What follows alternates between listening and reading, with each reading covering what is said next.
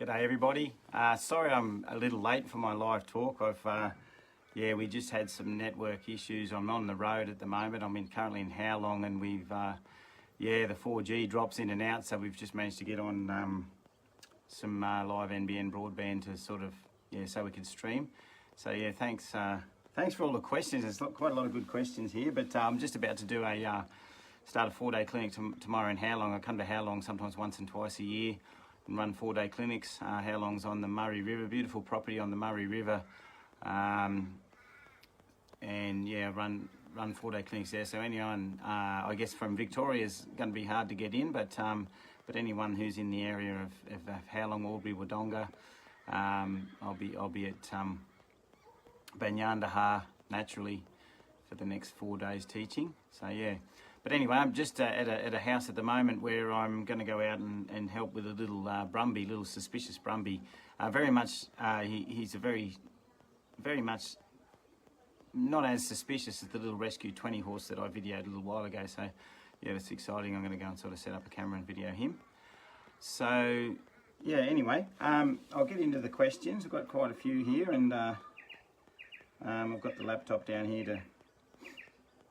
So Betty James, happy birthday, Betty.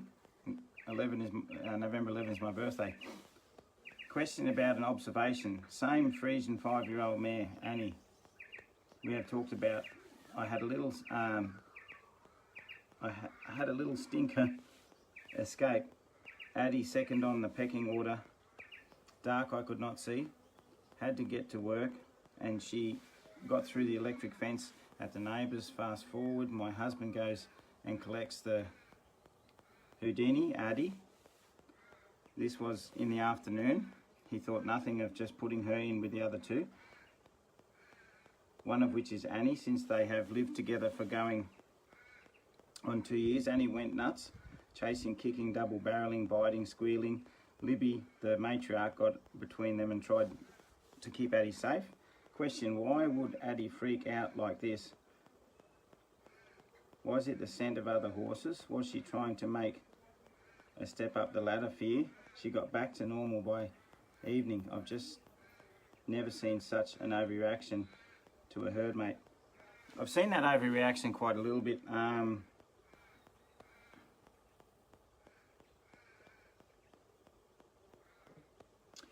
So what happens in those situations, it's something I talk about a bit before clinics when I'm trying to talk about the dynamics of herds and how there are some philosophies I slightly disagree with in training, and one of them is the philosophy of, if you're pushing horses away to sort of assert a kind of a dominance. So basically, what I say is, have you ever seen a herd that's been put in a yard? So we've got a mare at home, and we put them in a smaller yard, a smaller area after, and she started chasing the horses around really in a quite an aggressive way, and you see that quite often when the dynamics of a herd changes or there's been stress and they've been remobbed and things like that. And I think because there's certain levels of anxiety in the horse, what's happening is it's running more on a sensory overload, and then they're trying to sort of make things right quite quickly. So whether that be, let's get out of here, I need you to get out of here to back to a safe place, and they might start to get a little dominant and trying to control the herd a little, and that's where they get all this behaviour happening. And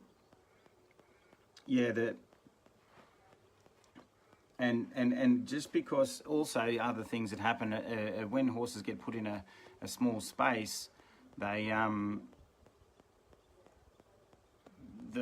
don't like that small space, even though your scenario might have been they're just back in the paddock after all that altercation. But if they get put in an area that's different and they're stressed, well, they're doing a lot of management to try and fix things up. But also, those horses are in their space and sometimes can't get out of their space because the area is smaller, and that horse that's sort of doing all the sort of dominating and kicking and stuff, they would like those horses a little bit further away from them, but they can't because the fences are in the way. So that sometimes happens when horses are put in small areas and things like that. But in your case, I think it's the dynamics changed, and the herd was stressed, and she was kind of on a bit of a sensory overload, just trying to put things back together. And whether she thought she had to take control and move those horses and shift them around, or suddenly those horses were in her space and overloading her sensories. But that commonly happens a lot. I see that happen. You know, when a quite a comfortable herd gets shifted or changed, or dynamics change, the size of the area changes, things like that. That does quite happen. And basically, what will happen is you put them back out, things will get back to normal again, and things will be fine. But I see our horses come in the yards, and they'll be just sometimes on a really good, really good dynamics. But then if I shift a few into one yard over there, and it's kind of different, then all of a sudden one will be pestering another horse, chasing it up and down the fence and things like that. And what I see is them just trying to, either say get back with the herd, or sort things out to make it right, or too much sensory overload and you're in my space, and I need you to sort of out of my space. Yeah, but yeah, it is a common thing, and that's why it's very, you've got to be there if you've ever sort of shift a herd, and you do have to shift them in small spaces and things like that. You have to be there just to make sure that you don't end up with the horse jumping through a fence because of those dynamics. And it's very easy to happen that you'll see quite a comfortable herd, and then one horse jumps out of out because it's got so much pressure on it from another horse and can't do anything about it. So the way I say in clinics, when I'm talking to people about pushing the horses away versus directing them, I say, well, if you push your horse away, the reason why pushing away and moving each other around in a herd works is because when a horse pushes on another horse, the other horse can say, that one horse says go away, and the other one says, okay, I'll go somewhere else. And they're quite happy because they can go and play with another horse, or they can go and eat grass, or whatever they do. That going away is available. But when we push a horse away, we're saying go away, come back for some more education, go away again, come back. And that's why I try and encourage people to sort of think about the way they direct their horses.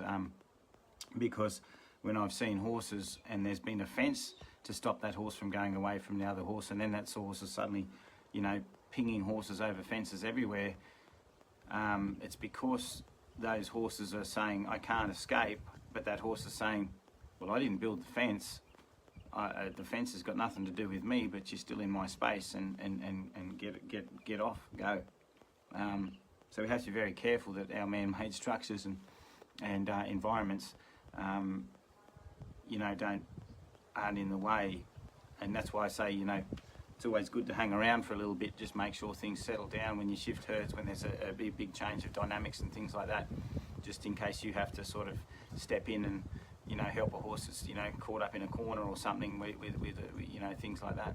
So yeah, thanks very much. But it's good you sort of noticed it, and yeah, you sometimes get a surprise when you see the nice herd that you kind of go out and really like. Suddenly the dynamics change, and you see a horse, you don't see that horse very often, but yeah, they can look quite angry when they're like that. Beck Jensen. Hi Mark, I have 3 horses in one paddock, 2 geldings, 1 mare. Pecking order is mare, then gelding 1 and 2. When I go to pat the gelding 2, the other gelding gets a bit mean, ears pinned back, looking to bite, so gelding 2 walks off. I give gelding 1 heaps of attention, and I take him out. Hang on a minute, I just got to get this right.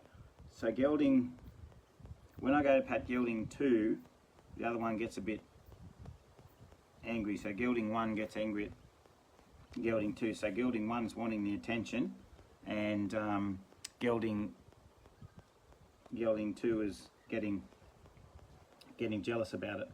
That's what I'm guessing here. So how do I just let them spend time with the other without driving him away? Taking gelding 2 out also results in a bit of meanness when I turn him back into the paddock. It is only early days as a new herd. I bought my first horse and my husband got 2. This is all happened rapidly, so I am newbie with my hands full. Thanks in advance. Okay, so Beck, when I say don't drive horses away, I think people sometimes think that we can't say no. And it's not about, for years I'm trying to teach people when they educate their horses not to always motivate them through push away, go away to do certain things. So some people are teaching their horse not just about personal space, but they're also teaching them how to do stuff by pushing them away. And I don't think it's sensible because it's too much pushing away. But if you ever came and watched when I've got some horses at a clinic, for instance, and one of them is very in my space in the sense of not thinking about it. It's got used to just coming in and pushing itself on people in an unobservant way. I will firm up my boundaries, and so sometimes I'll do that by sort of popping a flag and saying that's enough. Think about me before you walk in. So basically, I would take control as the dominant sort of gelding or mare or whatever you want to call it, but person in this situation. And when the dominant one that wants to push the other one away comes over, I would say no. Now, you're not chasing the horse away like an alpha horse, making it stressed. You're just saying, you've come in, step away. I don't want you coming and pushing on me while I'm grooming with this horse here. And that's acceptable because that's how horses would say if some horses were grooming and one wanted to interfere, and then there was more of a dominant one in there that was grooming with the other horse. Well, it's okay for them to say, go away. We don't want you in this now. And I think it's important that whoever you're with, whichever horse it is, they know that that they have to come in and you're going to say, this is my space too. Okay, because remember, when you're with your gelding, the more passive gelding, the one gets pushed away, it's his space, but it's also your space because you're sharing that space with him. So it is okay to say to the dominant one, go away, and get them to step back, because you're sharing each other's time.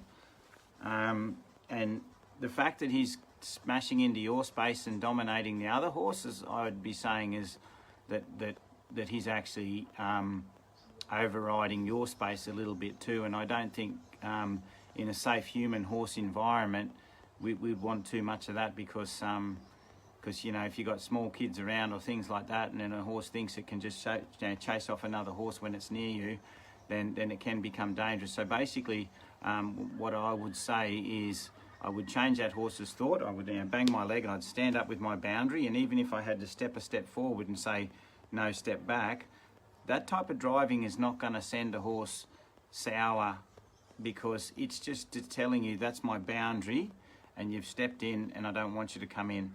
The driving that sends horses mad is the stuff is when you send them here, send them there, chase them here, move them there, and you seem like a bully alpha horse that just moves them around all the time just for the fun of it. But if you'll have to clear up a boundary and say firm up, that the horses are completely fine with that, because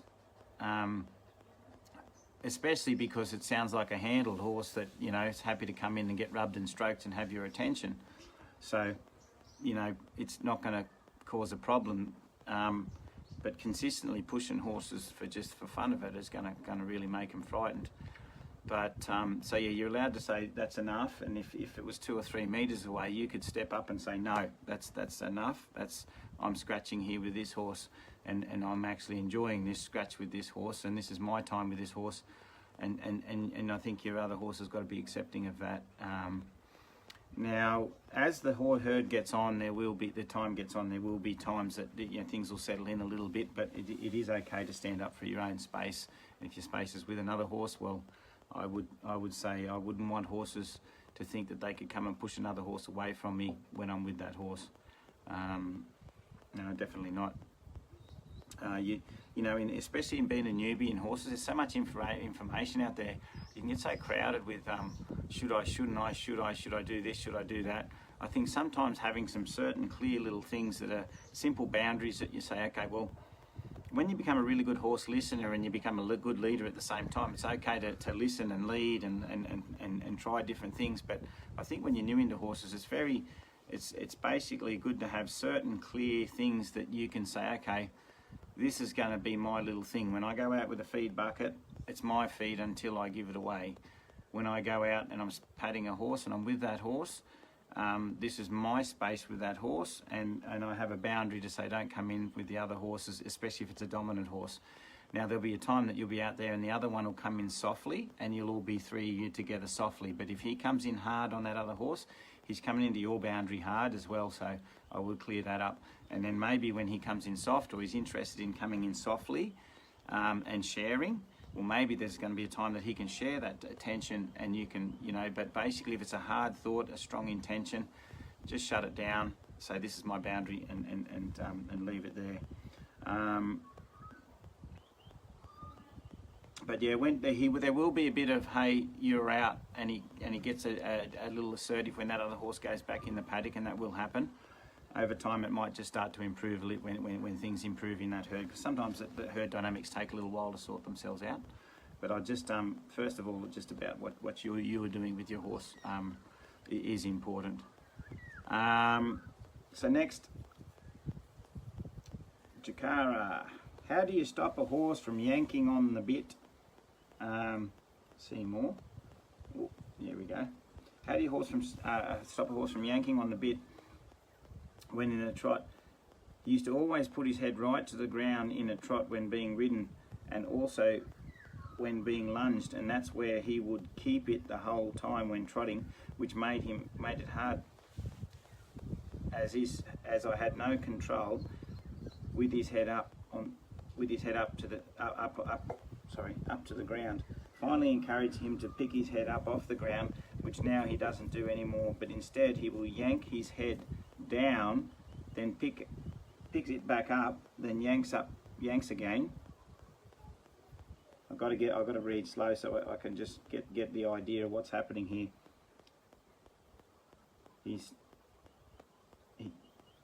Instead he will yank his head down, then picks it back up, then yanks again. But if he's doing cattle work or even as simple as trotting to the other horses, he trots perfectly with no yanking at all. I'm pretty generous with the amount of loose rein I give him, so he shouldn't be needing any more rein. His yanks can be quite strong. He doesn't seem fond of flat work, which is the only time he does it. I do try to keep it interesting by putting lots of stops, turns, etc., but he still yanks. How can I fix this?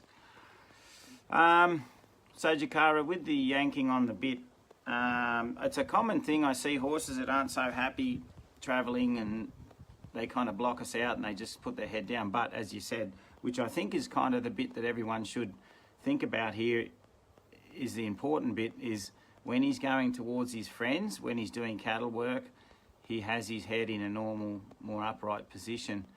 And I was at a clinic just before this one, and we were watching the horses, and I said, see all those horses out in the paddock there, those ones that are standing there half asleep, and those ones that are eating grass, and the other one's standing up. Where are their heads when they're standing? And see that horse walking down the paddock there, where's its head?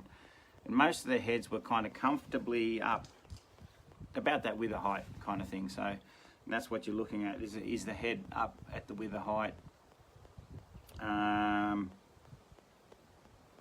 Is it down when you ride it? So obviously comes up when the horse is thinking about something, when it's carrying a thought for itself, and then it's down when it's kind of sucking and just thinking about, oh, they're on top of me.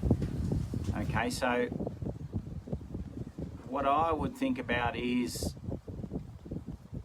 teaching your horse how to lift his head with the reins, and also teaching yourself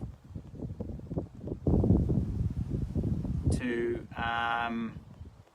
understand how to give your horse more time to think about what he's doing, which means maybe one thing at a time, and let him be responsible in his sort of work when there's not a lot of interesting stuff happening. Just a second, everybody. Is that getting a little too windy for you guys to hear? Because sometimes the iPhone speaker picks up the wind. Just give me a message if someone's listening. so they can just tell me if they can still hear me okay with the wind. No quick typers out there. Anyway, I'll keep going. So first I'll talk about getting his head up a little bit with the reins. So something I try and teach horses and people is when I lift up my hand on the ground, the horse can lift up with me. Thank you. So the horse can lift up. So when I take a feel on the rein, so I'll be standing on the ground and I'm just going to put my hand up and just start lifting up like that, and I just get the horses to lift as high as they can, as high as you can reach nearly, and they can lift and they can just hold and just soften to the pressure. And then what I'll actually keep doing is I'll have a lift and a little backward push, so the horses actually start to move, and they'll loosen their shoulders and move back. And I'll do that so the horse gets used to that. When you pick up a rein, it can come up with its head, and then I'll keep that rein up on the ground. This is just in a halter till it loosens and backs off a little and loosens in the base of the neck. So then I would repeat that until you can lift and your horse gets loose and just walks back, until you get to a stage that you float that rein with the halter. You just lift a float in it, and the horse will kind of lift in the wither first, and back a little. The head may still come up, but he'll start to kind of hang his head in a better position. So you kind of lift, the wither will pick up, and he'll kind of float a little back, and it won't look like a big stiff movement. And that's what you're trying to do, is teach the horse that when you pick up on a rein, whether it be inside rein or two reins, that the horse lifts and lifts the wither, loosens in the base of the neck, lifts the wither up, okay? So, and you've got to get them used to that, because otherwise you put an upward rein on a horse and they just yank it down. Then on the ground, then under saddle, you start to just teach them, I'm lifting the reins. Can the horse lift up with the reins, lift its head up a bit and not push into the reins? And you might have to do that at a standstill, and basically do it till the horse is really comfortable with lifting with the reins. So then when you're doing any of your turns, any of your backups or things like that, when you pick up on the reins, the horse goes, oh, that's right, I don't bear down, I lift a little, okay?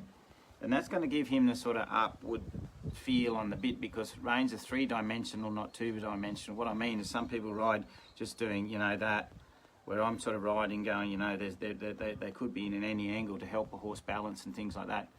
So then when you're coming into your work, like you're walking into your back up, you're walking into your turns, you're backing into your turns, every time you lift up on that rein, the horse doesn't have a desire to push. So every time you do a transition with the reins, what's going to happen is the horse gently lifts and moves and thinks in that direction. So that would be a habit I'd get into.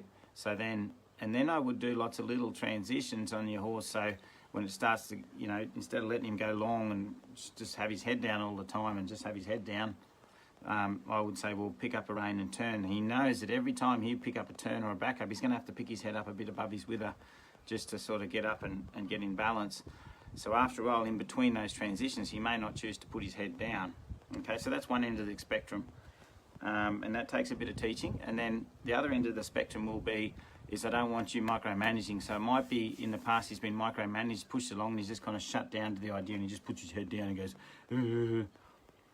And some people really think it's exciting when their horse's head goes down, and they think it's a sign of relaxation, but a lot of times it's just a sign of somewhere else to hide. And I'm just going to hide into this. And I came across a horse just recently, Yagara, who's a young horse who tends to get sulky and put his head down, and then, not sulky, but more so, oh, I'm concentrating on the person, I'm just going to put my head down and concentrate, and that's just his little habit. But when he's thinking about other horses or thinking about something, he picks it up and rides along normal. So when a horse carries a nice forward thought, they pick their head up. When they're kind of sucking back on us with their thoughts, they usually sometimes put their head down a bit. And I call it sulky, but it's probably the wrong word. But anyway, it's kind of like they're kind of down there hiding a bit. And so most definitely, the next thing is you got to get him to think about what he's doing, which means is you leave him alone and don't turn him and do lots of things. Let him feel like you're not up there, and he gets a bit lost and he starts to go, oh, where is she? Oh, I'll start thinking about stuff. And so basically legs mean go, and allow him to stop before you say go again. Allow him to stop before you say go again. And then at least you got room to speed up, and he knows he has to be responsible for going instead of you being responsible for keeping him going. And legs without reins, reins without legs. So in the corners, he's got to learn to turn himself and not be, held up in the sense of I'm kicking you and steering you at the same time just to get you around a corner. So I'd pick up a lifted rein, do the turn, loosen. If he decides to stop, I'd say go again. So he knows, oh, I've got to keep going. And then after a while, because you're not micromanaging everything, he'll stop having to think about you all the time, and he'll actually start to think about other things and pick up and maybe start to travel a little bit. And getting him out and about a little bit more when he's out, out trail riding, out looking at things, and just get him in a frame of mind that he normally is thinking about stuff with his head up is going to sort of get him in a better headspace. And then down the track, you might go back into the arena and he might actually go, oh, well, it's not like the riding I remember. This is better riding, and I'm a live horse. So I think that'll be good. Thanks, Jakara, for that. And thank you for everyone coming on live. I can see some people I know out there, and that's great. I appreciate that. As I've said once before in a live talk, I get so sort of caught up in the questions. I don't say hello to everyone as they pop up, even though I recognise you and smile when I see your names up there.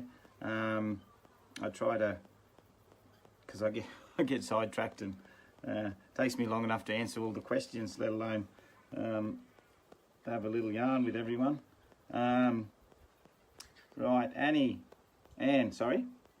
My new 4-year-old gelding is an absolute mongrel for the farrier. I went and helped a horse yesterday, and the words start to come out like that, And when I finished with the horse, I realised it seemed like that was the case, but the horse was just uneducated and didn't understand. And that's a lot of the cases. And I know I worked with a lady many years ago in Scotland, and it got me thinking, and this is when I used to just say anything around a horse, like I'd be riding along and saying, oh, that horse is a bit like that, and I'd sort of say something positive, but at the same time I could say something negative. And one thing I did notice about this lady is she would never ever say anything negative about a horse while she was near it. And I don't think she even said anything negative about a horse when she was away from it. But it was an interesting thing. But later on it got me thinking, and then it got me thinking in training as, just to go off track a little bit, is it's like monkeys say monkey do, monkeys say monkey think. And that's why I sort of strongly have stopped people thinking about, don't try and make it hard to make it easy, because when you go out and think hard, what do? You think hard, you ride hard, you treat your horse hard. And it's the same with having anything, words, and with the words we use around our horses. And I know that this is just a way of saying something, but when you go in with a horse, yesterday you might have thought, oh gee, this horse felt like a mongrel or whatever, but if you think that word, you just have that in your mind when you're doing a lesson. So what I say to everyone, if the horse is stressing you and it makes you think the things like that, then think of it as the horse is uneducated, and I'm here to help it. Because when I used to go in with the last lesson's hard thoughts in my mind, I'd always go in with a bad frame of mind. So to unload those thoughts, sometimes I stopped saying words that had a negative feeling to them. So though he might be acting like a mongrel and seeming like it, the chances are he's uneducated and doesn't understand. And if he's pushy and got that hard eye, and it's really hard not to say, hey, oh, you're just being like that. But then you've got to think constructively and work on how can we fix him. But it's just a little education. I just thought it made me think of the story when I was in Scotland working for this lady, and she always never said anything bad about a horse when she was near it. And it was just interesting, because maybe she just thought they picked up on that, or just was, anyway. But it got me stopping. It stopped me from doing it. So I'm glad I went over there and spent time with her. So yeah, he refuses to pick his feet up. So when you finally get them up, all the half rearing, etc. begins. He's worse with the fronts, but terrible with all feet. Any tips on how to get him to pick up and stand? Okay, so firstly, leading. If he rears, he can't lead, okay? I would start at the leading. I would lead him till he's soft in the lead rope, leading forwards, leading backwards. You can push him across with the lead in the front feet will loosen up. You can pull him towards you and they'll loosen up towards you so the shoulders loosen up. Even to a stage that you can just put a little twist in the rope and he'll step his hindquarters over. But leading is very important. Can he lower his head and walk forward? Can he pick his head up and walk forward? All those things, and backwards. So get the leading working, because a lot of young horses are uneducated and then we handle them. So then when they do get a little nervous or they're not comfortable with something, when they fight away from all our pressures, because at the stage what they're thinking is this is just a trap. So I would work on education first and getting the leading right. Then I would start to work out as where is he nervous. So I would do little leading lessons. I'd get him to lead by me and I would look at his eye hard as he leads by me, and if he's fidgety and shifty and kind of nervous and I get a hard square eye or a nervous round eye or wrinkles or any signs of sort of stress as he goes by me, then I know, and by asking him to walk beside you and by you, I'm sitting on the concrete, my legs are going dead at the moment, so I don't know if I'm going to be walking when I get up. What's going to happen is you're going to see when he shifts away, when he's nervous, things like that. And I would work on, firstly, can he walk and move by you and feel okay about being by you at every position, right till his hips by you. Then I would walk him by me and rub him all over, find out if there's any areas where he's sensitive and flinching and nervous and things like that. And then I would sort of work on those areas. I'd just get him walking by, rubbing on him till he loosens and softens a little, and then I'd start to work down his feet, and I would just work till I find sensitivity. So say for instance you started at the top of his leg, that's his shoulder, go down, you know, say down to his knee. You might go down here and rub just down from his shoulder, and you might find he gets a bit flinchy and nervous. Well, you just get to the point of where he just starts to think like he's going to be nervous, then you retreat a little, go back down again, retreat a little, and then just work all the way down his leg till you can handle every single foot without picking it up. See, a lot of times we get to handling the foot, then we try and pick it up.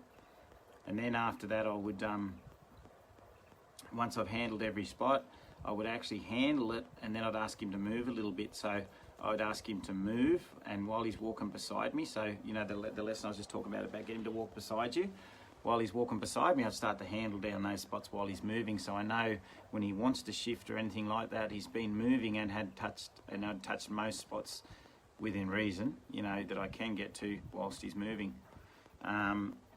So standing and moving, touching those spots, and then once he's at that stage but every time you're on one side or the other, you want him thinking across to you softly, so you get his thoughts across and have him thinking, don't have him looking out somewhere else.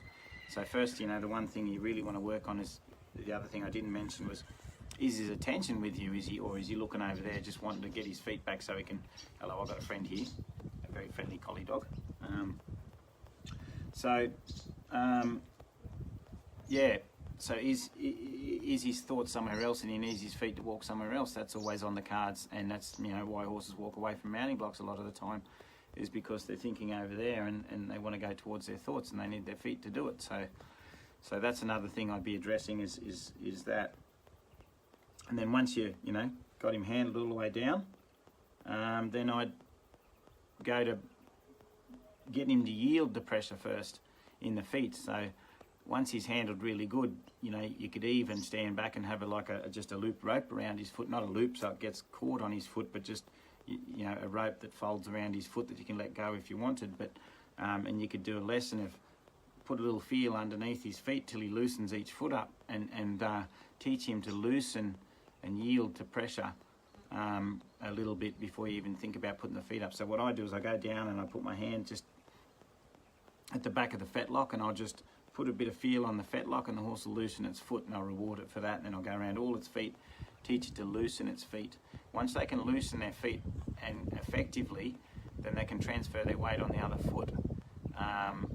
So then when they're loosening their feet, you can start to pick them up, because the idea when they're young is to get them to pick their feet up, and they hold their feet up, not you. If you're holding their feet up, chances are they're balancing on you, and then if you move in the wrong way, then they're going to want to put their foot back down. So it's very important to teach them to rebalance, and sometimes you might work from the hip and get them to push over, balance a little, then handle the foot if they're really stuck. But that's where leading comes into play. The better the leading and the better the horse moves around you, the less likely it is to freeze and brace. So some horses have been taught to stand really well, but they're terrible in their feet, because when they're standing, they're actually slightly frozen and braced. So they got really, really bad to pick up their feet, because they're not loose and soft. So the more you move a horse around, the better beside you, and then take all brace out of the horse, and then go to the feet. Yeah. Anyway, good question, and sometimes a big problem. But if you work on all those things, I know you will have you should see a difference. So Dawn, actually I'm at Dawn's place at the moment to handle her little Brumby. So Dawn, I'm considering adding a couple of donkeys to our farm where I currently have 3 horses. Do you have any suggestions to introduce them, like put them in a far paddock? Yeah, donkeys are interesting, and I remember years ago I went up the road to some friend's house on a young horse that I'd started, and sat on the veranda, had a couple of beers with him, and then got to dark, and I realised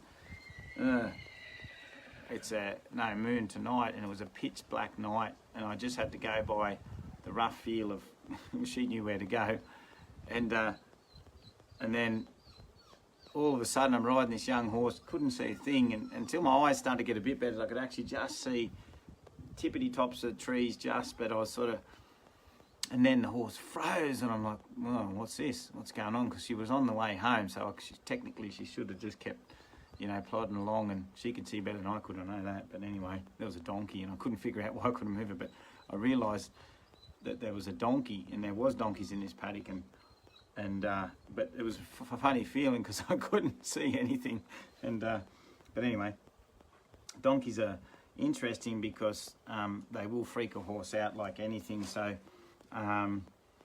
you might have to have it so the donkeys are a little bit locked up, and the horses are free. So the donkeys, you don't want, so you don't want, like generally with anything that the horse is frightened of, if it's kind of in one spot and the horse has got a bit of freedom to move away and then come curiously backwards and forwards, I would sort of work on that. I wouldn't put the donkeys in a big area so they're always moving around and the horses are freaking out a little. The horses may choose not to come near the donkeys, and you could help them. So if you had the donkeys in a smaller area, and that area was an area that the horses sometimes come up to feed, then that's an area that the horses like, but they've still got room to be at the other end of the paddock, so then you could kind of encourage them to food a little closer to the donkeys each day until they're coming up and they've checked the donkeys out. That's on worst case scenario in the sense that they're going to be fully freaked out by the donkeys. Some of them after a couple of days, their curiosity will get the better of them and they'll come up. But I wouldn't have the horses in a small area and the donkeys roaming around. I'd probably have the donkeys more in an area that the horses know that the donkeys are guaranteed to stay in that area, and then the horses can come up and slowly get used to them. Chances are it's going to be the horses more scared of the donkeys than the other way around, especially if the donkeys are just turned up in a truck and in a new place. You just put them in an area where you can look after the donkeys, and then the horses slowly get used to it. By whether it be feeding them closer each day, putting their feet a little closer, or even taking the liberty of leading your horses, working on that sort of threshold of when they're starting to get a bit nervous and interested, and stopping and letting them think and then taking them away. And again, you can help them do that, but otherwise they just might figure it out themselves. But yeah, anyway, it's just something I work on as, and once they're curious and they're interested, then if they're all out in a big paddock, but what you wouldn't want is the donkeys kind of following the horses and the horses don't know what to do. So I'd certainly keep the donkeys fairly confined, not super confined, but that they can't interact with the horses until the horses have actually checked them out a bit. I have an 8-year-old, Rachel, I have an 8-year-old mare, 4 years under saddle, prefers right lead in the canter, more difficult to get her take up the left lead. She sometimes disunites and finds it hard to maintain or speed up with the left lead when she does manage the left lead. It can feel quite rough to ride compared to the right lead. I ride on a loose rein in a halter. She doesn't have any body or foot issues. What can I do to set her up for success? So it's an interesting question, and it's always a see, once upon a time, you know, and there's a lot of training out there, mechanical training, that set the horse up to push the hip over, get the horse in the right shape, so it's going to find that left or right lead, or the lead that you can't get. So I'm going to talk about it as the lead you can't get. So basically, but what I try and do to set up the horse is, first of all, first, doesn't matter which way you actually work on this. There's two things you need: a good steering wheel, a good accelerator. So steering wheel, a good steering wheel is every time you take a left or right rein, you got to guarantee your horse knows how to put its thoughts into that rein, okay? Now, chances are with your horse, she might be travelling a little on the forehand. You know, if you ride on a loose rein a lot and you sort of, you know, maybe if she has got a little bit, she's got a bit stretched and she might be down in the front a bit, then she's probably got too much weight on her forehand, which means that's got to change. She's got to loosen in the base of the neck, pick up that wither, soften in the top line, and engage her hindquarter more. So she's, you know, driving from the hind more opposed to sort of falling on the front. So, but the first thing I address with canter leads, if the horse is very biased and won't go one way, is can it think that way? So basically, what I test is I might take the horse to the side that it doesn't do the canter lead. I put a little steer on it, not at the canter, but just at a walk or a trot, and I put a little feel on it, and I loosen the feel. Does the horse always ping out with its thoughts to the right, or does it stay thinking to the left? And a lot of cases are horses that disunite and they don't like cantering in one direction or finding a lead that way. A lot of them actually don't think that way. So, you know, you can set the horse up to be going towards its magnet just at the point you want to get that canter lead, and the horse will go, yep, I want to go that way, so I'm going to get that canter lead. So you're more often likely going to get it if the horse is wanting to go that way. So I'm not going to talk about sorenesses, because that's for the professionals who do body work and things like that, and chiropractors and things like that, and there could be a physical reason why your horse is not cantering that way. I'm just going to talk on more the educational and emotional side of it, because that's what I can help you with without, you know, going over your horse saying, geez, your horse has really got, you know, stiff or lame. So, so basically I would tend to do a lot of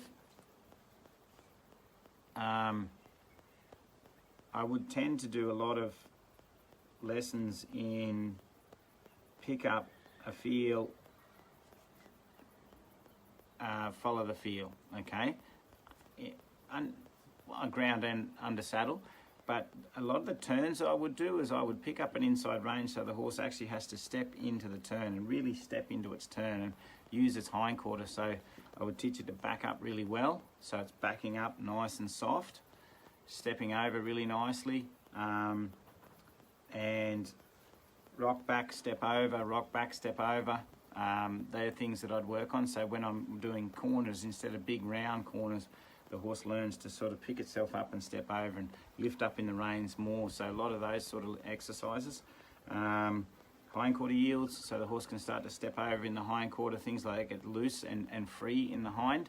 So it's very confident at moving its feet, crossing its feet over in hindquarters. I would start them through the reins, through indirect rein for the hindquarter.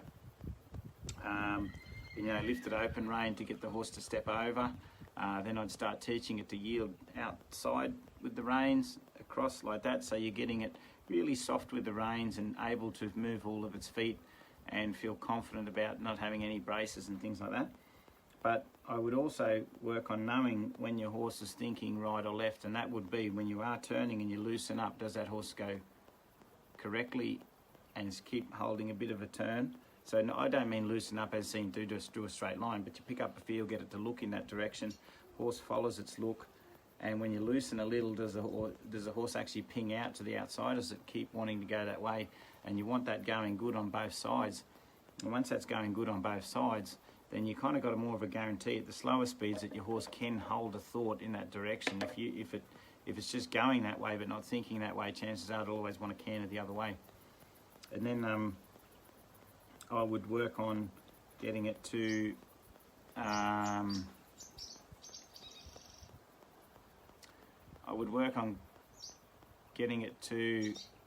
sorry, I had a bit of a brain freeze there. I would work on getting it to accelerate softly. So in the walk, you teach it to accelerate softly. So you sort of say slow down, speed up, until, and that's with your heels, like a bit with your heels, until you can, from a slow walk, you can get up into a fast walk. From a slow walk, you can get up to a trot, and the horse is feeling like it can lift and step out. And then the next thing I'd probably do is just teach it to go from a walk to canter once you know the accelerator. So the idea is the horse can, if you tune the accelerator really well in the walk, that you know how much pressure that you'd possibly be able to apply to get your horse to canter, or you're not going in blind saying canter with an accelerator that doesn't work. And then I just get the horse to get comfortable at just going from a walk to a canter, just canter now, instead of letting it string out and then find a canter. And then what will happen is the horse will go into a slower canter, and then I wouldn't let it canter very far, because if the horse gets on its forehand and starts thinking in the wrong direction, when it gets heavy in the front, that's when that hind might disunite and things like that. So I'd probably just get it to lift into canter and say, thanks for cantering, soften back and let's work on a bit more walking, and get it soft steering good at the walk and the trot, and then back to walk, and then step up to canter, and just keep stepping it up till it gets a little more relaxed at stepping up into the canter. And I think that'll, get, you're looking at the horse lifting into canter, but if it does 5 strides and then falls apart and canters terribly, then don't let it do 5 strides in the canter, let it do 4 good ones. So a horse, it might canter 2 or 3 metres after transitioning, especially from a walk, that's okay, and then after that it all falls apart. So you only go you stop it before it falls apart, until after a while the horse might canter 20 metres, kind of a little bit more collected and slower instead of rushing. And then eventually you kind of get that your horse, if it's thinking in that direction and it's getting really free and good movements in hindquarters, forequarters, and things like that, then eventually you'll find that horse is more able to not disunite all the time. Thank you for that question. So we're down to, I think we're nearly at the end by the looks of it. Last question, Mary. Hi Mark, I have a question that follows on from all the help you gave me at the Rockaby Clinic about floating. You might recall my gelding trembles when loading in the float and after loading. I'm continuing the loading training, but my question is, should I stop travelling anywhere with him until he's more comfortable to load, or will he build confidence with travelling? I don't know.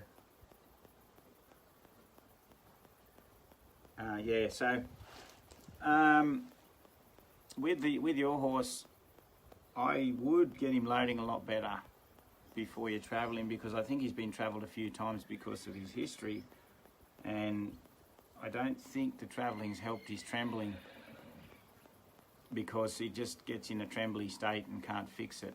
So the trembly state is fixed through him having less worry in the cup and learning to loosen and understand and think about the environment he's in, and that's going to be through the loading. If you can get him on and off softly, in and out softly, without trembling, okay?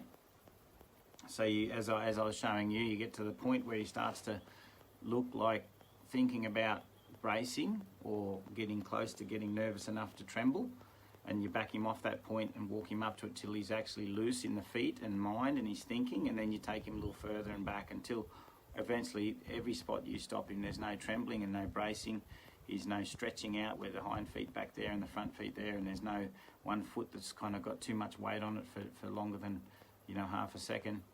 And when he's at that stage and he's soft in the field, going all the way in and all the way out, that's when you may be able to start, you know, travelling him.